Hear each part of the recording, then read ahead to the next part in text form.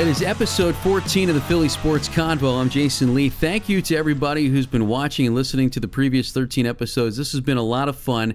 And before I get to my guest for episode 14, I want to remind you that if you want to support the podcast, there's a cool way you can do that. We've added some really cool things to our shop at shop.phillysportsconvo.com. There's apparel there. There's sweatshirts and T-shirts and knit caps.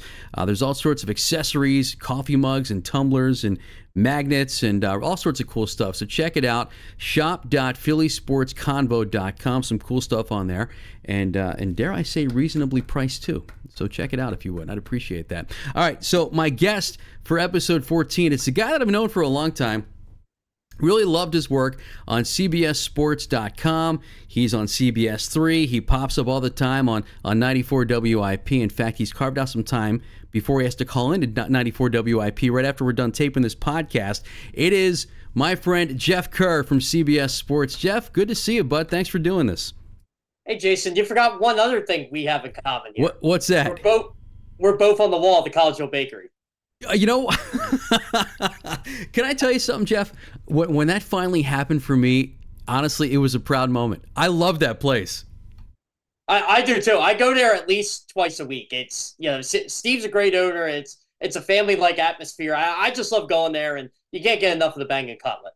Well, see, that's the thing. So I live pretty far from Collegeville. I live in Bucks County. All right. I've been to the Collegeville Bakery like twice, and I've told Steve before, if I lived there, I'd be there all the time, and I probably weigh 500 pounds. I've yet to try the bangin' chicken cutlet, and the new one they have, the MVP chicken cutlet, looks outstanding. Have you tried that? I want to live vicariously through you. So me and my brother-in-law actually had that last Sunday, and he said it was better than the bangin'. I personally. See, I like the hot honey, so I like but the MVP cutlet was amazing. If you like pesto sauce, you'll love the MVP cutlet. Yeah, it looks great. Well, I tried their MVP Detroit-style pizza, so I'm thinking if I like that, I'll probably like the MVP chicken cutlet as well. Their pizza is amazing, so we'll, you know what? You and I have to do lunch there. That's what we got to do. That'll give me a great excuse to get back there. Yeah, exactly. I only live 15 minutes away. I always like to have an excuse to go to Collegeville Bakery, so let's do that. There you go. So listen, I got a lot I want to talk to you about because we got a lot of Phillies to talk about, and I know you've been to a lot of Phillies games already in this young season. I want to, recap the Sixers. Want to talk some Eagles. The coordinator spoke today as we're recording this, so there's a lot to talk about. But before we get to that, for those who don't know, how did you get to, working for CBS is pretty prestigious. To have those letters on your social media handle at Jeff Kerr CBS, that's pretty cool. How'd that happen for you? You know what? You can thank Indeed.com for that one, Jason. So I was covering high school sports for the Daily Local in Westchester, and I tell people this all the time. If I got paid there what I currently get paid at CBS, I'd still be covering high school sports. I love, talking to kids, getting kids, heck, I am a kid sometimes. So, but I coach high school kids right now, and I was doing a really good job, covering basketball, football, lacrosse. Like I said, it was year round. Like, you didn't get paid a lot, but you enjoy going to work every day. You enjoy being outside, socializing with the coaches, socializing with the kids, and I just remember saying to myself, hey, you know what? I saw this job application on Indeed.com for at 24/7 Sports to pretty much cover the Eagles. And I didn't know at the time that they were just bought by CBS. So one phone call led to another, and they liked me, and they were like, 3 interviews later, I get hired. It was back in 2016. And, I loved it there. And then 3 years later, I get promoted to NFL writer for CBS, but I still got to do the Eagles stuff because I'm in the area and help the Eagles were good. So, it's been a journey, but I always tell people, like, when you're covering high school sports and you're working at a place like Target, and nothing against Target, but you got to pay the bills somehow. And sure. You're delivering newspapers just to try to make it. You probably have the same type of story, Jason, and you got a chip on your shoulder. So that's one thing I've always taken pride in, and I never take my job for granted. Yeah, you listen. As we both know, and as anybody who works in this industry knows, it's a tough industry, especially these days. There was just some layoffs the other day at Beasley. A couple of great people, friends of mine from the Fanatic, Jen Scordo, one of them. Out of work. It's a tough business. So you're right. You can't take it for granted. You always got to work. You can't. You never say no to an assignment. And it's funny talking about covering high school sports. And I mentioned this to Mike Sealski when he was on this podcast. It's amazing, even though, as you said, you're not really getting paid a lot of money, but you are having fun. But the kids know when somebody from a local paper is covering their game, and the kids know when a photographer, like for me, it was the Bucks County Courier-Times, and I'm not going to call myself an athlete. I was a bowler in high school, but when the Courier-Times photographer was at the bowling alley for our bowling match, we all knew about it. So I'm sure you had that same experience, right? Oh yeah, and a lot of the kids. I think a lot of the kids liked how I could relate to them. Like I played high school football. Was I a superstar? No, but I played, and I was solid. I'm a 300 bowler too, Jason. So I'm like you. I'm a bowler. Whoa, hold on, basketball. Hold on, wait. We'll finish your story. We'll get back to that. But go ahead. I'm sorry. I didn't mean to interrupt you. Go ahead. No, but I bowled in high school. I played basketball. I ran track. You like that little flex there? I'm a 300 bowler. Seriously, well, that's what I want to ask you about. Because okay, listen, I didn't realize we had this in common. Actually, this is news to me. I've never thrown a 300 game. You have.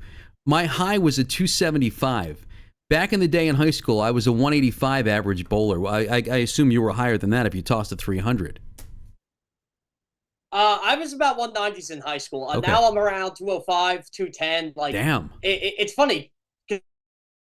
Every year, and I bowl with the pros, and I bowl really good this year. I always say I hold my own. I'm my toughest critic. So, but it's a sport I do 2-3 times a week. I really enjoy it. I always find ways to stay busy, but that's how I keep my competitive side. Like some journalists, they like to compete against other journalists, how they're writing. I'm not like that. I am one of those guys, you know what, get me to a bowling alley, get me to a basketball court, and that's how I get my competitive drive. Like last night, I didn't shoot well in bowling. I only had 548, and I was furious at myself. Like I don't like bowling that bad, but so you got to get it happens. You got to get a 600 every time, probably, right? See that's where I went wrong because I haven't bowled in years. I still have my bowling balls. I still have my shoes, but I haven't bowled in years. But you kept it going, so good for you. All right, we got a lot to talk about, and it's weird because we're coming on after a Phillies loss, which hasn't happened a lot lately. They haven't lost. I mean, they've won what? It was 11 in a row at home, right? Was it a 7-game winning streak, Jeff? That's what it was, right? They were up to. It was their second 7-game winning streak of the season. That's unbelievable. So, I mean, and you hear people ask this all the time, but I'll ask you this. Can they sustain this? I mean, because this is like a pace for like 110, 111 wins, right? Oh, yeah. I think it was 112, if I wasn't mistaken, going into yesterday. I'm not sure what the pace is now, but honestly, Jason, the way they're pitching, why can't they? Why can't they do this? Like, they've been on 2 7-game winning streaks. Like their worst starter, it might be Aaron Nola right now. I was going to say that. Crazy to think. Yeah, you're right. You're right. And when you have go ahead, Jason. No, I was just going to ask you about Nola. I mean, so he's so frustrating. I'd lose you. You got me now? Yeah, I got you now. Okay. No, I was just when you mentioned Nola, it just made me think. I mean, obviously the guy's got skills. I mean, he can be lights out, but he can be maddeningly inconsistent. I mean, do you call him frustrating? What's your take on Nola?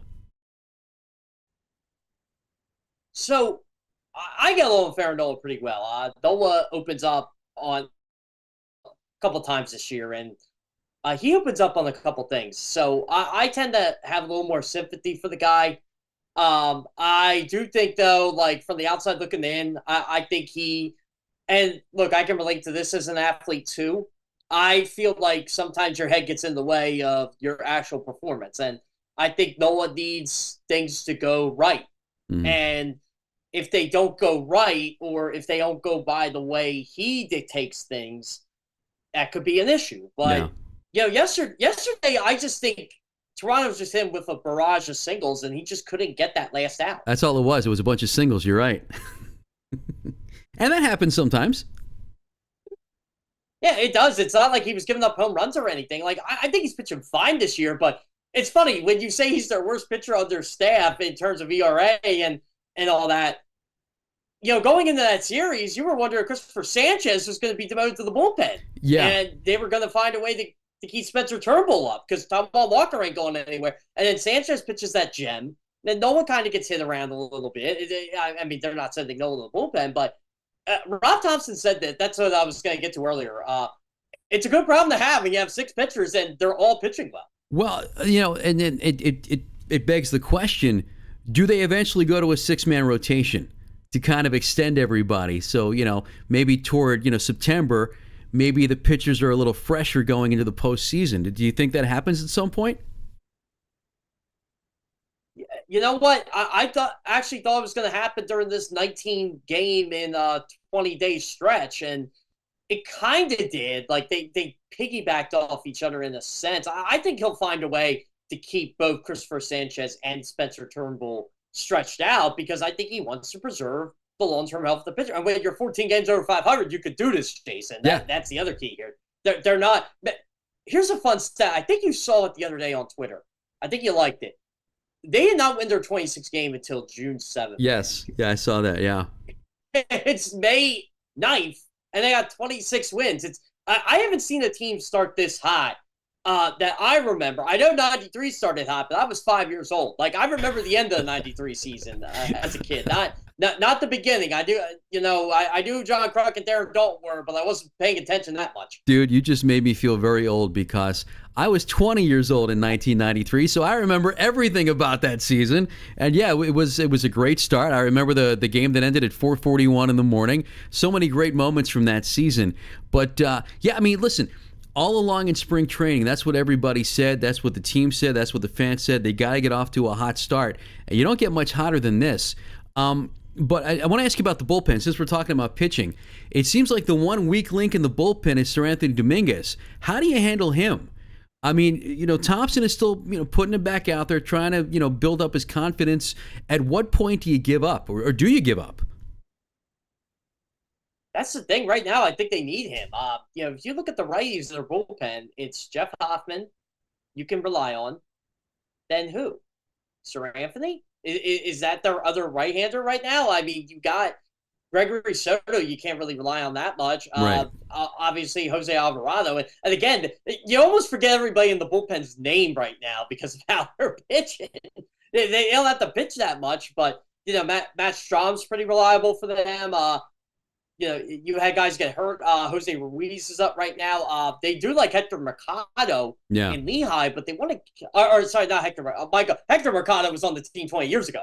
Michael Mercado. That's who I'm thinking of here. Yeah. See, this is how long I've been a Phillies fan here, Jason. So, but you got him in Lehigh. You're trying to stretch out, and then so you got. But you can't deny the stuff Dominguez has, and I think that's what Rob Thompson. I agree with you. I think he's willing to get. Yeah, and I think he's just willing to give this guy every single opportunity he can to prove himself. And if he can't, say July, then I think you trade somebody. But right now, I think you got to roll with Sir Anthony Dominguez until he gives you a reason not to. Yeah, and like you said, you've built up a bit of a cushion, so I guess you can afford to take a risk if I guess the reward would be higher than the risk in this case because they built themselves up a nice cushion. I've always been a big Strom fan. It sounds weird. I think I might have heard Jody Mack saying this on IP. I wouldn't mind seeing Strom close out games. I think he's got the stuff and he's got the makeup to be a closer. Well, if you remember, he got the last out in Game 4 of the NLDS last year, and that's right. He was a little rocky there, but I mean, he was able to get the outs. Personally, I love his warm-up song. How bad do you want it? I mean, Jason, you've been to enough of these games. You're probably dancing in the stands when that comes on. But he's got the mentality. He really does. But I feel like right now what they want to do is they want to use Hoffman, they want to use Alvarado, and it's based on the matchups. Like the other day, you had Gregory Soto in there, and I don't criticize Rob Thompson for a lot of things, but that one I was like, ooh, not too crazy about that one. But I think the benefit of Matt Strom is you can make him a starter, you can make him a long reliever. Yeah. He's a good situational reliever. I mean, really, he is a jack of all trades player, and he's worth the contract he's getting paid. So, all right, I want to switch to the offense because I mean this lineup has just been amazing. The last game notwithstanding, they lose 5-3 to Toronto, but they've been on a tear lately. And Bryce Harper, I mean, I don't know what more you can say about this guy. I mean, a 3-run home run, then a grand slam, and obviously we know from the postseason stuff he's got a flair for the spotlight. We just talked about how long we've been Phillies fans. Is he the best free agent signing by the Phils that you can remember? In my lifetime, yeah, probably. I mean, definitely the most high profile. I mean, you know what, Jason? When you think of like the great Phillies free agent signings over the years, you usually think of the bad ones, right? You think of David Bell, and you think of Adam Eaton, who does have a World Series ring, but okay, can I give you one? Before him, can I give you one? Yeah, go ahead. Go ahead. We already talked about that. I'm much older than you. Lance Parrish. Remember? Well, I mean, it's before your time, but it was like 86, maybe 87ish. Lance Parrish, big name, big time free agent signing, and the guy was just a flop here. My dad hated Lance Parrish. You can't mention that name in front of him. Yeah, he always mentions that too. There are a couple names like I know my dad used to tell me Greg Jeffries was very disappointing. He came over here. Yeah, he was a free agent, but yeah. I it's funny. Like we can talk about this, like all the ones they botched or all the bad trades they've had over the years. But outside of so before Bryce Harper, who was it? Was it Jim Thome? You know what? I guess it would be Thome. You're right. Yeah, it would be. And I mean, maybe you can argue Thome was bigger because of the significance, because it showed that the Phillies are finally all in and finally willing to spend money. But yeah, I guess Thome and Harper would have to be right up there, neck and neck. Yeah, I mean, they got Thome after a 52 home run season. I mean, I was thrilled when they got Jim Thome. You know, I'm a freshman in high school. They brought him in. I remember they brought him to the construction site of Citizens Bank Park, and I'm like, is he really going to pick them over Cleveland? And he did. And, that was one of our first years having season tickets. I mean, we used to go to like 20, 30 games a year anyway with the Phillies Franks package and the $5 in the 700 level. But it's like, okay, let's start going to this thing even more regularly now when we have a set date. Let's go see the last year at the Vet. Let's make sure we're in the new ballpark. Right. You didn't know how it was going to be at the time. And, Jim Thome was a big part of that. And, I grew up near Reading, so I always had an affiliation for Jimmy Rollins, Pat Burrell, Brett Myers, a lot of those guys when they came up, Ryan Matson, like they were all in Reading together. So I kind of grew up with that team. That's pretty cool. It was so weird just seeing Pat Burrell when I was walking out of the clubhouse the other night, and Pat Burrell was walking in, and I just got talking to him about Reading in '99. You want to talk about making him feel old? He goes, damn, that was 25 years ago. I said, yeah, come to think of it, it was. Well, you know what? And talking about, the new stadium, I mean, well, I guess it's not so new anymore, but relatively speaking, and I think I saw you comment on this on X the other night, the atmosphere at Citizens Bank Park, and you go to a lot more games than I do. I'll be honest with you. Maybe it's because my age.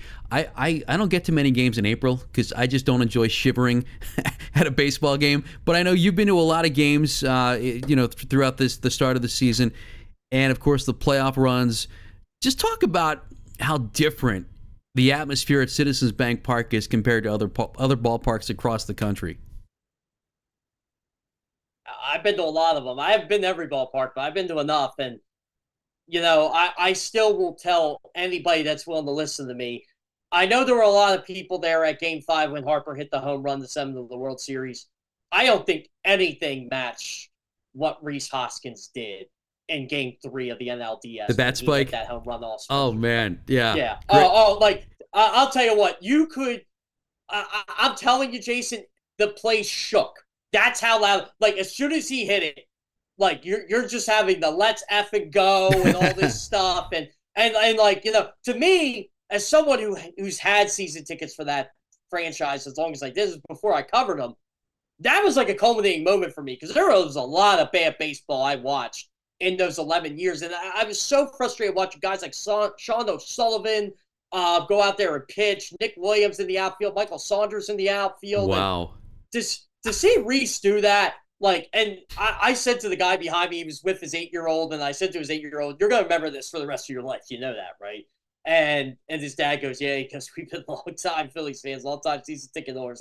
And I felt like that moment was like all the season ticket holders were just here. Like, this is before people were jumping back on the wagon again. It's incredible. So when back to Tuesday night, when Harper hits the grand slam, it felt like that in May. Yeah. It's like everybody knows how good this team is, and like it's incredible. Like 39,000 people just going nuts on a game on May 7th. I'm like, this is really cool. Like, this is what playing for the Phillies is about. But this is what happens when you're a first-class organization run by a first-class owner, a first-class GM, everybody from all the way down to Frankie Two Scoops. I don't even want to say Frankie Two Scoops is down the tone pole. He's up, but like just yes, he is. The greeters, your ushers, like everybody's happy there. It's right. Yeah, that's a great way to put it. That's a great way to put it. It's a great organization to work for. Yeah. I love going there. I really do. And I'll tell you what, and this may sound strange, but what really impressed me wasn't so much what happened during the however many games they won in a row at home. It was 11 games in a row. This homestand, they went 5-1. It wasn't so much the 5 wins, but the loss to Toronto the other day. They were fighting at the end. I mean, they didn't give up. I mean, you heard, I think Kyle Schwarber after the game said they were one swing away, and they literally were. Whereas Phillies teams of the past, I don't want to say they'd roll over and die, but they pretty much, you knew there were Phillies teams, as you know, there were Phillies teams that if they went into the 9th inning down 2 or 3 runs, they're not coming back. You might as well leave and beat the traffic. But this team, I mean, they're in it to the end. Win or lose, they fight to the end, and you got to love that. Yeah, so I actually said this in my post-game thing for CBS, and I said on WIP Tuesday night, this team really doesn't think they can lose. They think they're in every single game. And that's like the 07 team, the 08 team. It's got those vibes. The 09 team, they really don't think they're done until there's the 27th outs on the board. And I really did think they were going to find a way to win the game on Wednesday because that's how how they roll, Jason. Yeah. It's a likable team. It's a likable team and a likable group. And I'll tell you what their motivating factor is. Do not ask them about Game 6 or 7 of the NLCS last year because you'll get a lip. Well, you know what, and I hope that chip on their shoulder carries them because, the analogy I use is, and I don't know how much of a hockey fan you are, but I mean we all remember when the Flyers came back from 3-0 against the Boston Bruins, right? Was it 2010 maybe? 2010, I was a senior in college when that happened. Okay, fine. So they're down 3-0 in a best of 7, and they're down 3-0 in Game 7, if you remember. Okay, and they come back and they win, and Boston's embarrassed. I mean, the Bruins are now, they're a footnote in history. But you know what happened the next season? The Bruins won the Stanley Cup. And, I have a friend of mine who works in radio in Connecticut, and he's a big Boston sports fan. I said, you know what? You can thank the Flyers for that, okay? You can thank the Flyers for your Stanley Cup. And, I don't know if the analogy makes sense. Maybe it's apples and oranges to a point. But like you said, that's in the back of their minds that the offense just went so stagnant at the end of the NLCS last season. And you hope that's a motivating factor, and I think it could be. I think it is because they were so close the last 2 years. Like, in their minds, they were up 2-1 in the 2022 World Series, Jason, and you know what happened. Yeah. They lost the last 3 games, and all of a sudden they're out. And was Houston the better team? Yes, but last year they were the better team. The better team lost, and Arizona had to go into a ballpark where they did not lose the entire postseason and beat them twice. Not once, but twice. And Aaron Nola and Ranger Suarez were on the mound for those games. Like, that should not, like, this year, I don't think it does happen. And I love how they kind of stayed the course. They added Whit Merrifield. They added Spencer pieces there, but everybody was so frustrated. It's the same team. I'm like, this team was pretty damn good the year before. Like, I don't know where, and like, I got tired of hearing during the all season. And again, this is X, this is Twitter, this is social media. They're losers. I'm like, no, you know what losers are? Losers are the Sixers. What the Phillies do, going to the Final Four, Jason, that ain't losing. I totally agree with you. One more point about the Phillies before we move on to the Sixers, since you just brought them up. I think a big difference is once they get to the postseason this year, I think to a point they were almost taking the NLCS for granted. If you remember, when they won the first 2 games at Citizens Bank Park, there were some Phillies fans, but even, was it Garrett Stubbs who said he was gonna celebrate in the pool at the stadium in Arizona? Like, I think to a point, once the Phillies won the first 2 games and as convincingly as they did, they thought the series was in the bag. And I don't think they're going to, no matter how well they do this season, no matter how many wins they rack up this season, they're not going to go into the postseason overconfident. And I think that's a huge lesson. Yeah, I agree with you. And so the Garrett Stubbs pool comments, I did not like them one bit. And I even said, okay, just win one out in Arizona and finish them off at home. I don't care how many games it takes you to win it. And they did that. They did win the game they had to out there. They won game 5. But something just felt off with that team. And everybody likes to play Craig Kimbrell. People like to blame Rob Thompson. I said, well, what about the bats? They just did not hit in game 6 or 7. You're right. And they had the lead in game 7. But when they went down, that what you were alluding to earlier, Jason, this team actually believes they can win games. Yeah. Last year,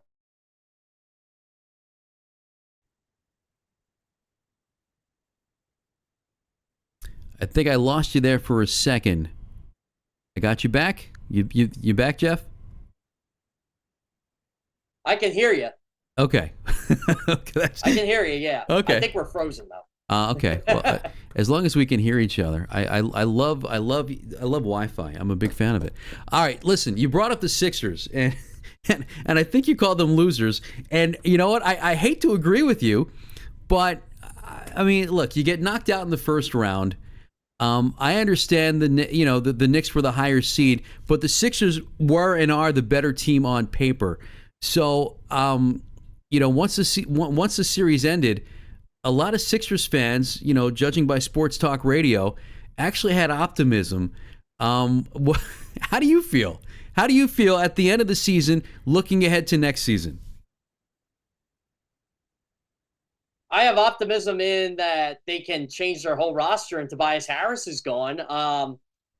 But it all depends what they do, right? And I agree with Daryl Morey. They need a wing. They need a wing in the worst way.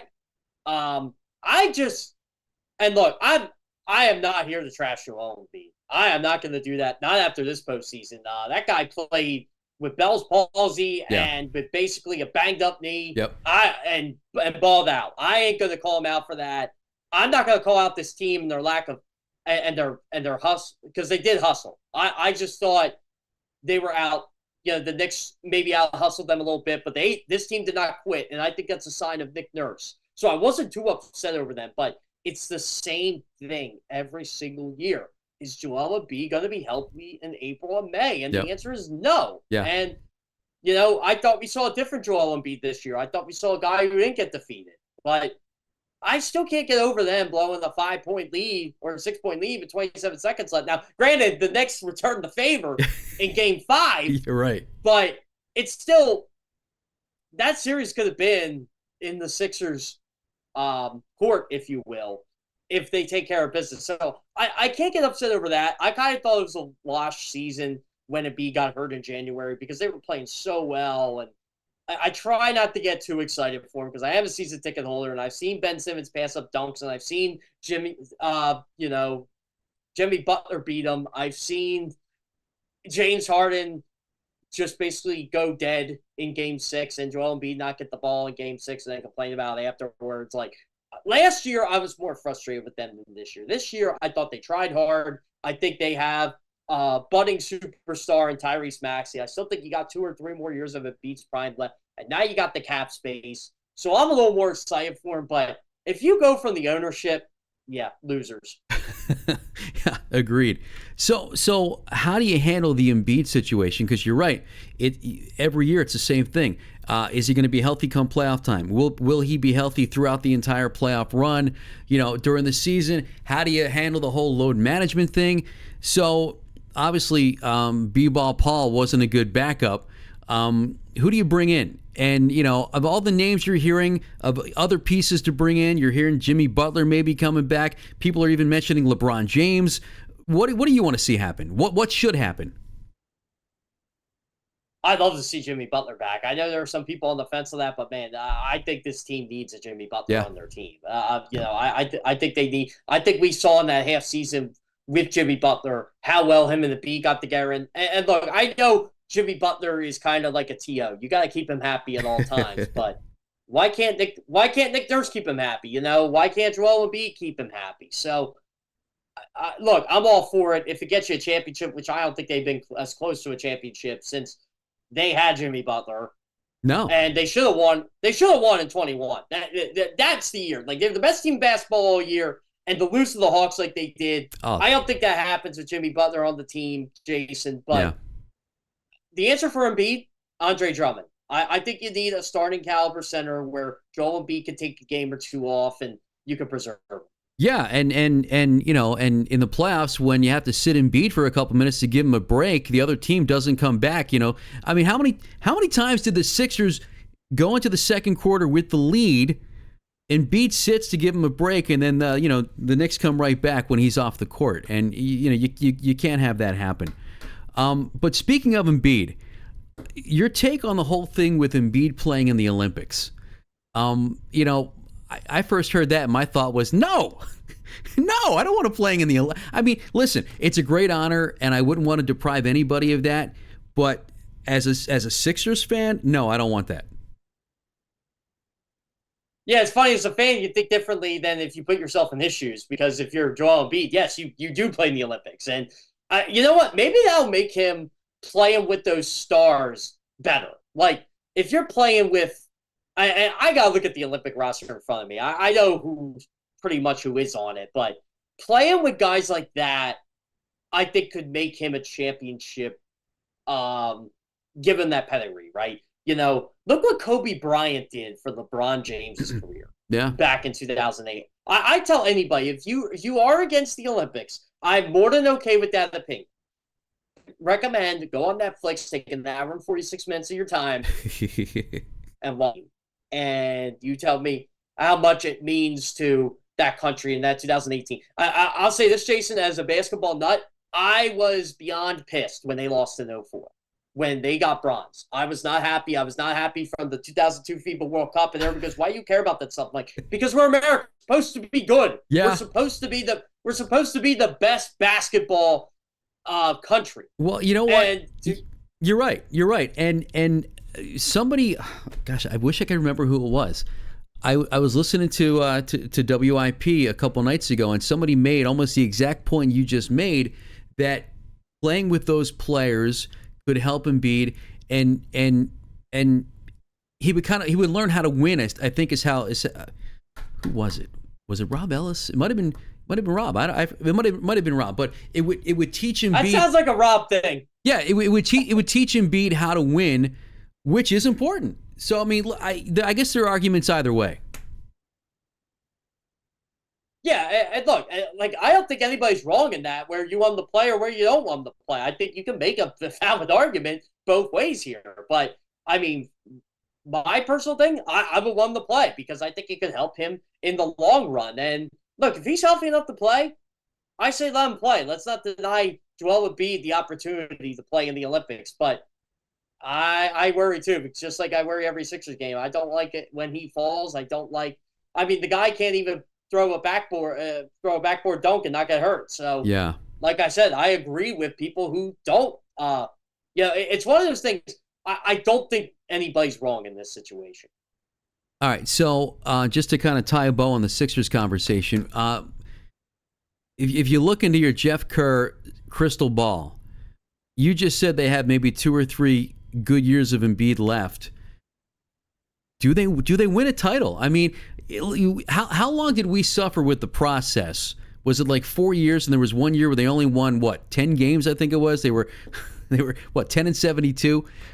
I mean, do they win with Embiid? And if they don't win with Embiid, was the whole thing a waste?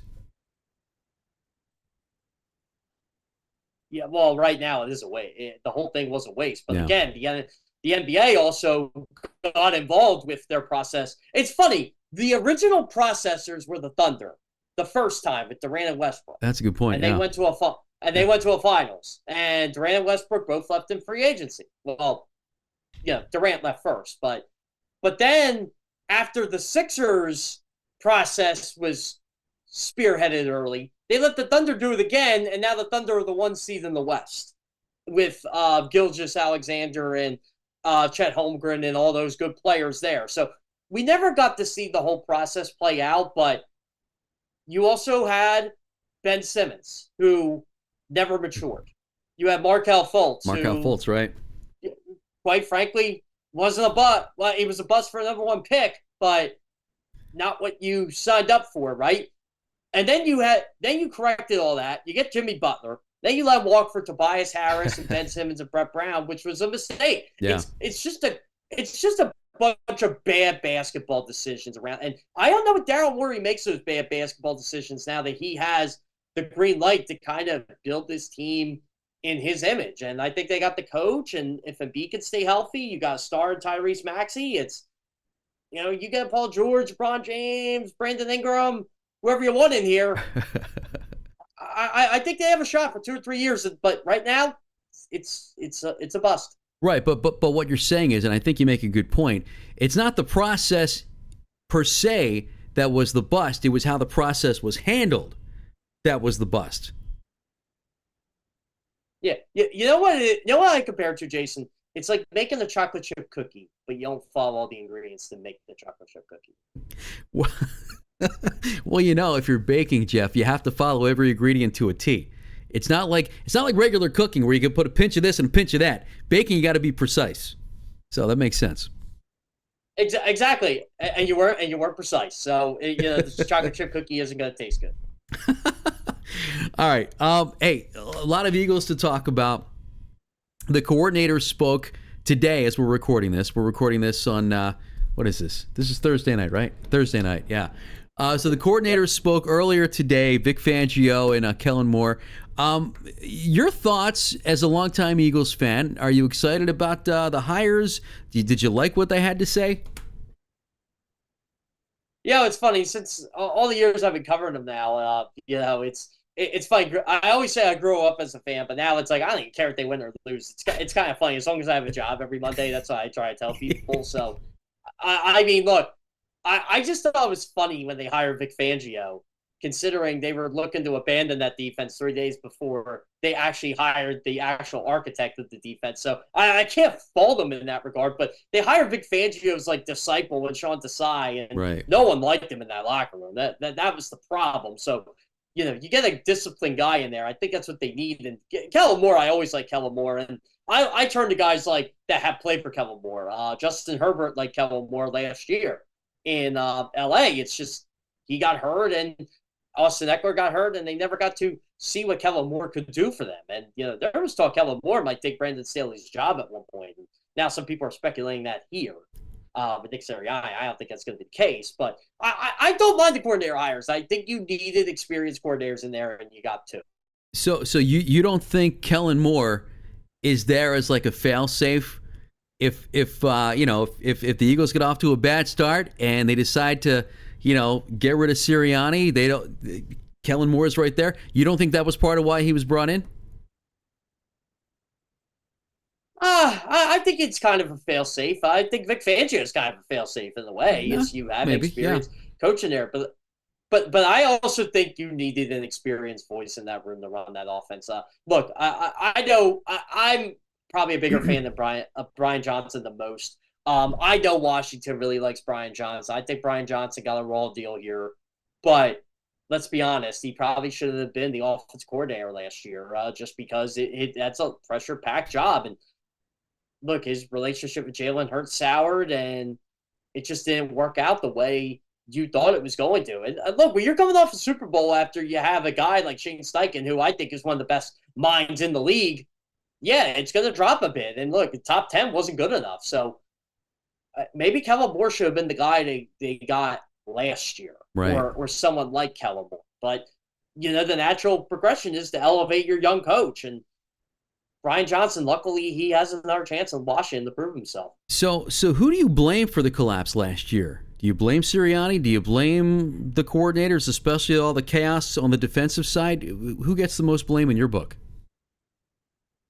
I blame pretty much everybody, Jason. Look, Kenny Gainwell said on a podcast, I think it was this week, that groups in the locker room were divided, and he's right. They were divided. Like it was, this position group just talked to each other, or this position group talked to each other. There was no mass communication, and the guys that were trying to do that I don't want to say they were ignored. It's just because they weren't a team of individuals. It was just they weren't together. And so I think that was a part of it.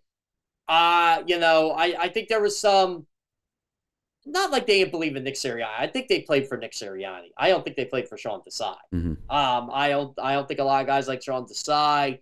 I think they thought he was a little over his head. The defense was too confusing. And, but Matt Patricia couldn't fix it here because, change a defensive coordinator week 14 is not going to help a football team. It just isn't. So, so that was already a mess. The defense wasn't good anyway. And the veteran leaders, it's no matter what they did, they just couldn't get them out of it. It was just kind of like the Titanic sinking. Just it hit the iceberg, and it was just like when you're getting upset, you're winning games, even though you're 10-1. To me, that's always a red flag. Yeah. You're right. I'll tell you a story about this, Jason. This is one of the few times I got upset doing my job. So the Eagles played the Giants on Christmas, right? I'm not really crazy about the Christmas Day stuff. I want to spend time with my family. I don't get off a lot of holidays. Like, I work Thanksgiving. Christmas is one of the few holidays I'd like to have off. Sure. And I cover the game. And, I'm still in my cheery mood, all that stuff. Wearing an ugly sweatshirt, just trying to make the best of the day. They win a game. I thought, they'd be willing to talk and stuff like that, and they weren't. And they were all miserable.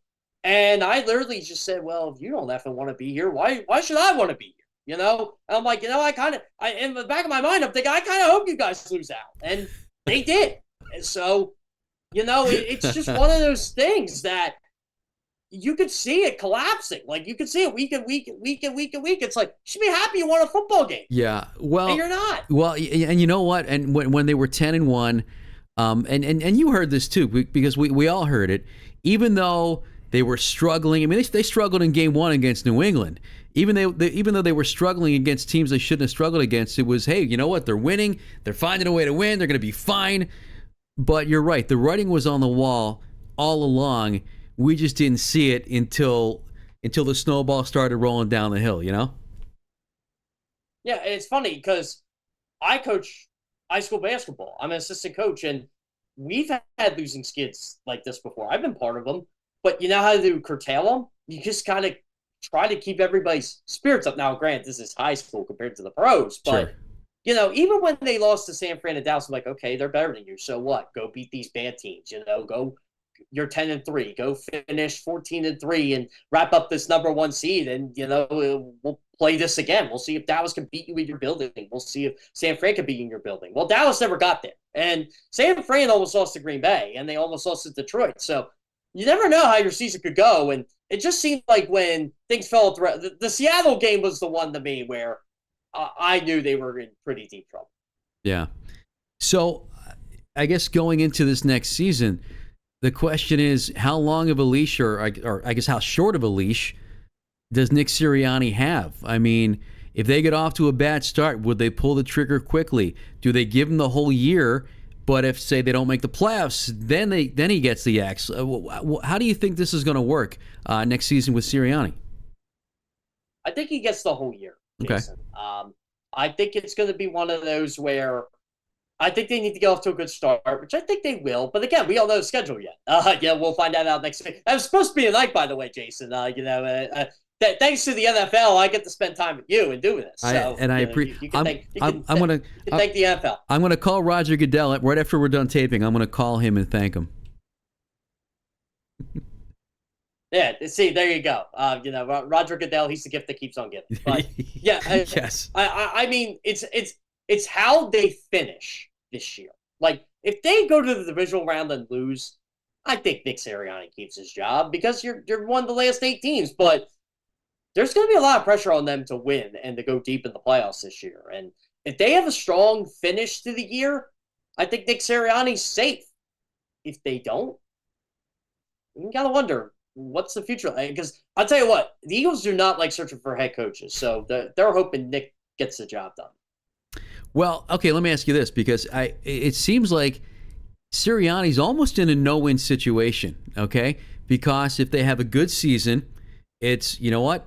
It was the coordinators. Look, they got new coordinators in, and things turned around. If they have a bad season, so he's going to get the blame if it's a bad season, but he won't get the credit if it's a good season. Is that how you see it?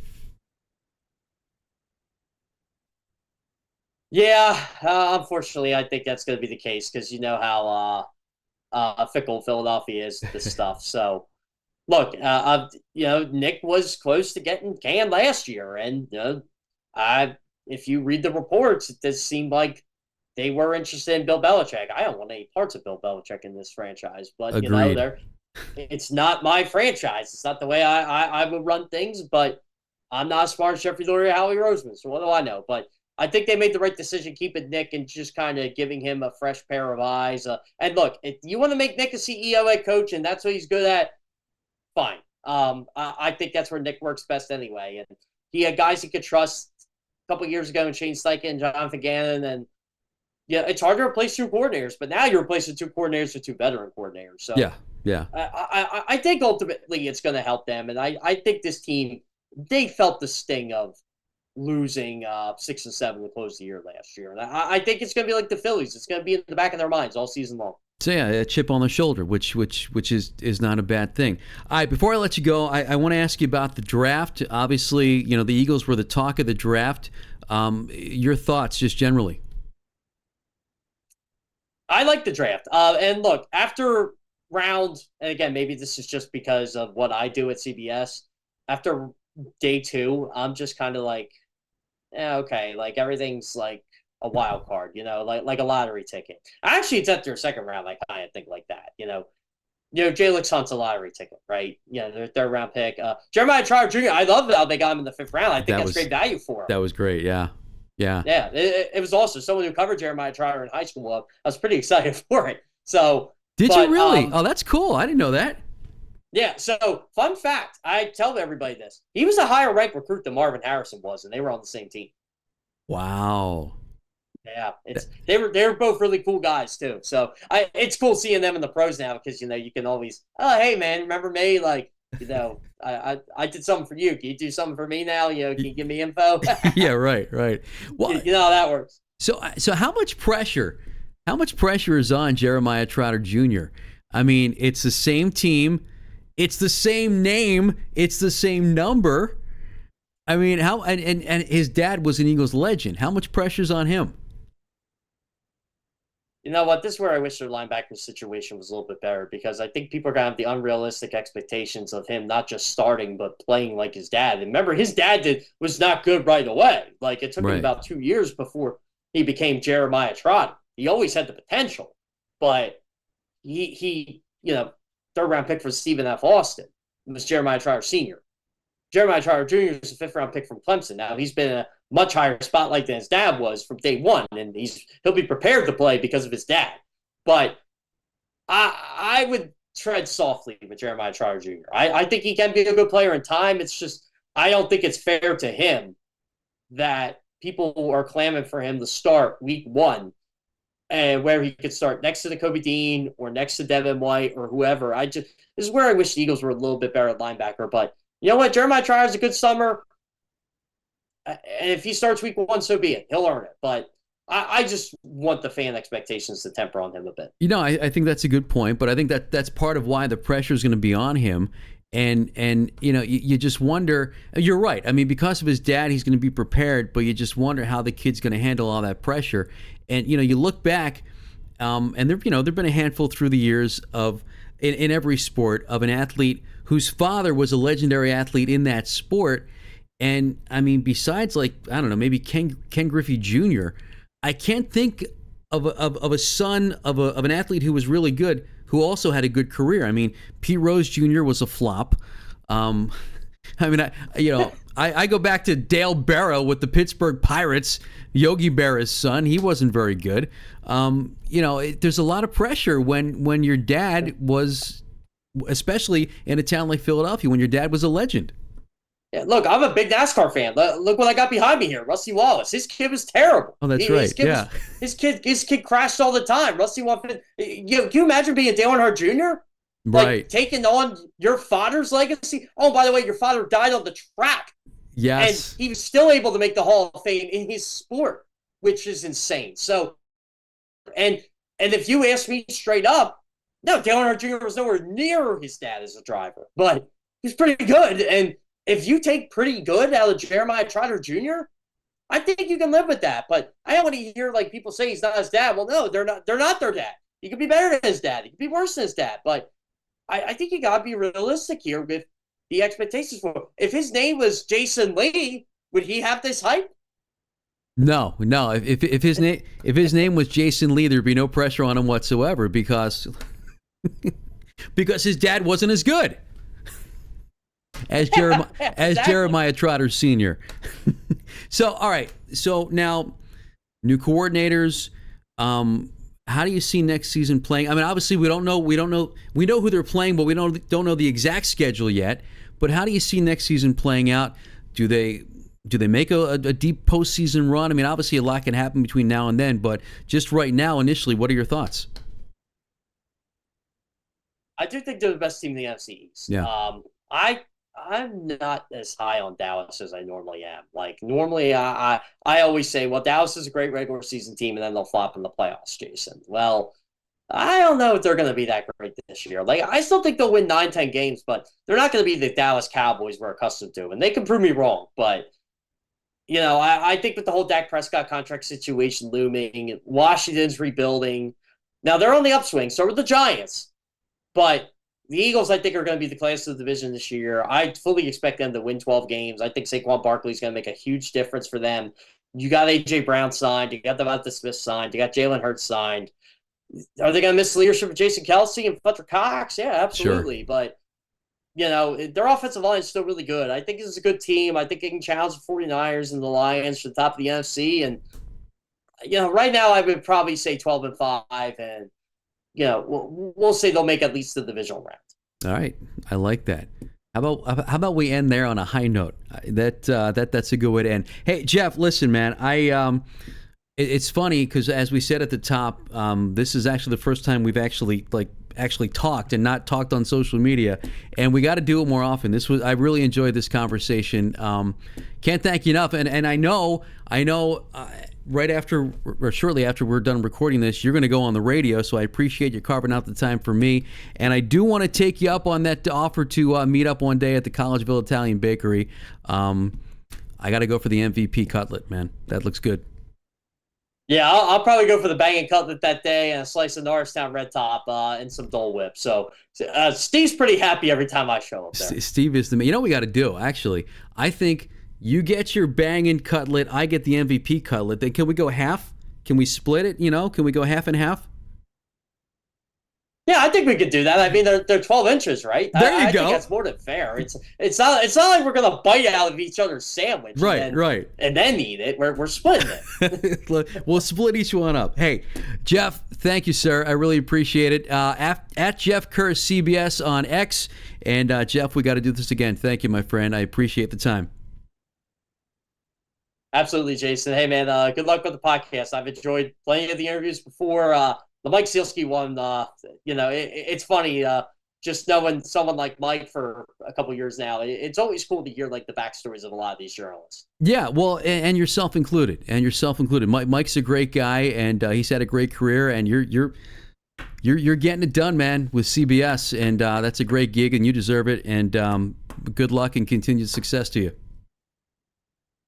Yeah, thanks, Jason. Appreciate it. All right, thank you, Jeff, and thank you for tuning in to episode 14 of the Phillies Sports Convo. We'll talk to you next time. Stay connected with us on social media, join our Discord community, and grab merch from our shop. The Philly Sports Convo is a Blue Eye Visual production.